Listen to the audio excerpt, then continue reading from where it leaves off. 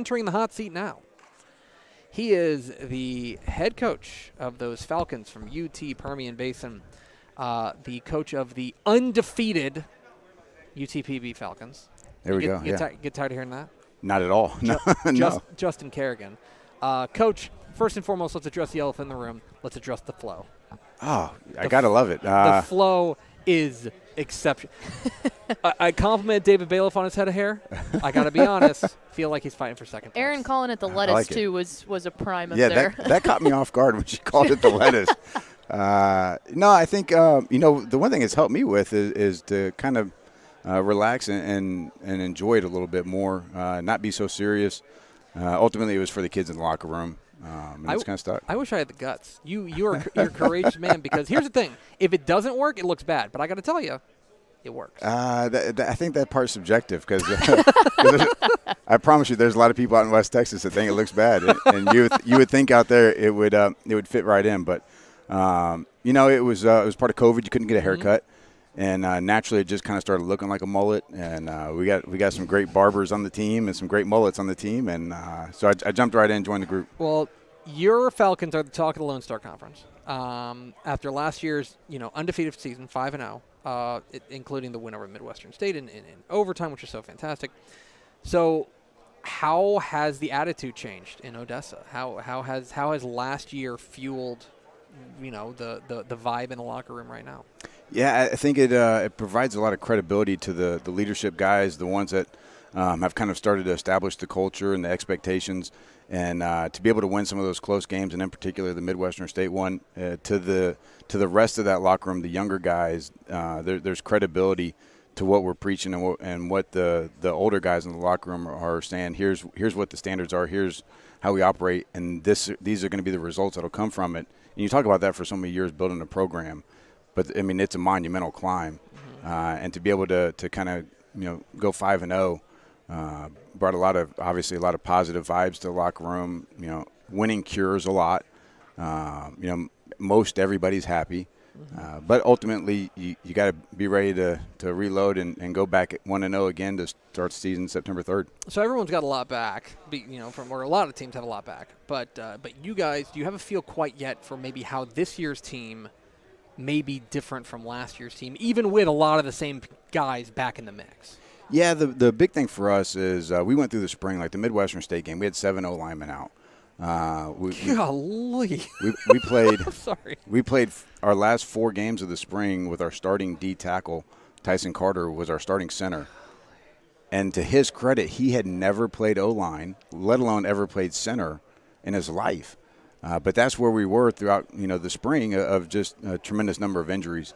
And to go through the spring with 7 linemen out and still manage to come up with 5 wins is a testament to our guys. Our defense was tremendous. Special teams were phenomenal. And then, the one thing that we're excited about is getting everybody healthy and back on the field and then kind of seeing what we look like now. Obviously, I think the big job for us as coaches is to keep everybody grounded.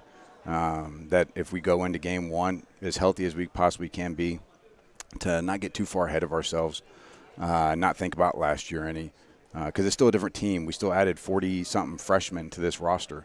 It's a different team, it's a different dynamic, and we got to approach it differently, and it's a new season. Everybody, if they weren't gunning for us before, we definitely put a target on our backs, which is great. I mean, it's where you want to be, where at least people are paying attention to you.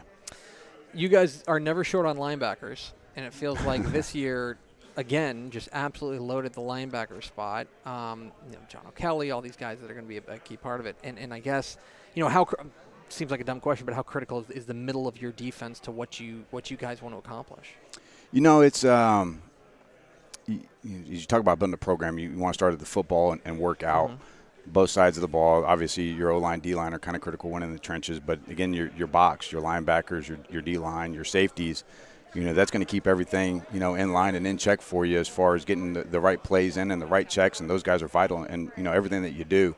Coach Martin, our co-defense coordinator, linebackers coach, does a tremendous job. That group is always much like a second coach. They're the quarterback of the defense.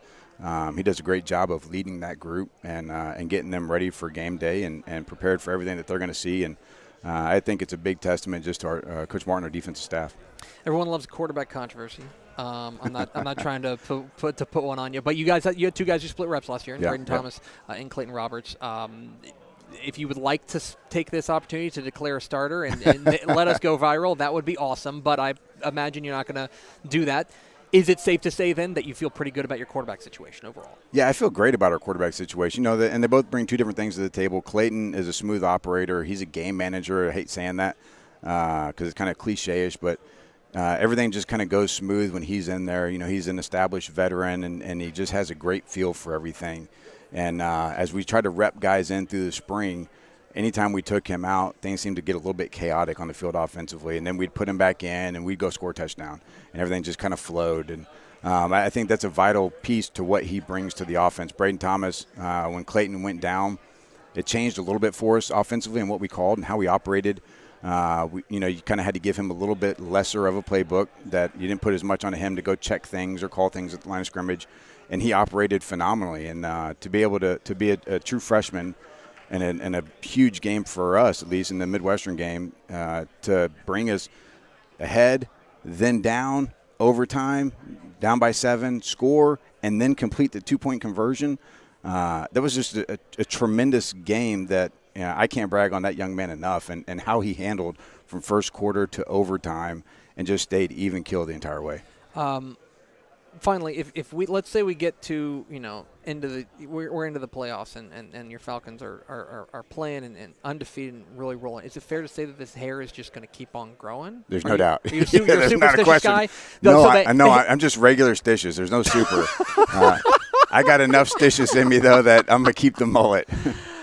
Oh, he's Justin Carrigan, the absolute legendary lettuce of Justin Carrigan of the UT-Permian Basin Falcons. Coach, really appreciate your time. Again, congratulations on a fantastic 2020. Can't wait to see you guys doing the fall. Thank you, Greg. All right, thanks, Coach. There he goes, Justin Carrigan, head coach, UT-Permian Basin, join us here on Texas Football Today. Hey, thanks for watching this clip here on YouTube. If you like this kind of stuff and you want more of it, make sure you subscribe to our YouTube channel. And remember, you can watch us live every weekday at noon at TexasFootball.com, Facebook, Twitch, or here on YouTube. And if you want more of the best coverage of football in the state of Texas, check out TexasFootball.com and become a Dave Campbell's Texas Football Insider at TexasFootball.com/subscribe.